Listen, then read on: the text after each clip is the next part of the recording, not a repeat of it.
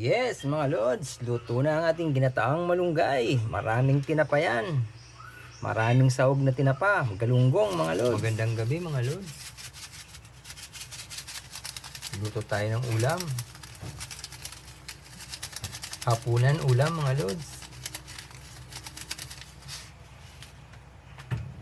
Ginataang malunggay, mga lods. Maraming sahog yan. Bumili ako ng tinapa, mga lods. Tinapang galunggong. Iyan ang sahog natin sa ginataang gulay na malunggay, mga lods.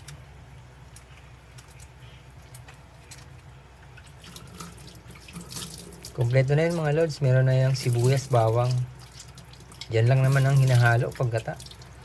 Sibuyas, bawang lang, mga lods. Lalo na pag malunggay. Paminta, mga lods.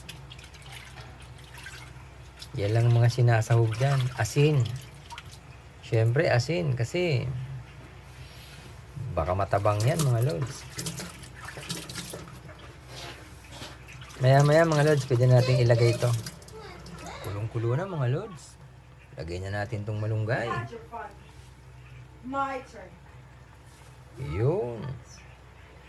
Masarap to, mga lods. Yan. Maraming dahon yan, mga lods, pero maya maya mag-absorb lang yung gata dyan. Kokonti din yan. Sarap ng malunggay, mga lods.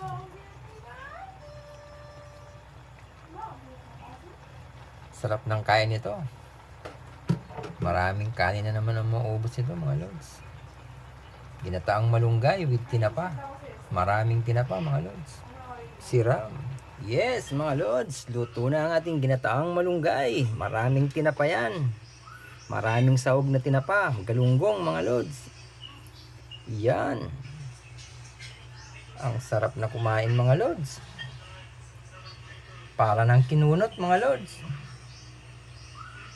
Wow. Ginataang malunggay, mga lods. Siram.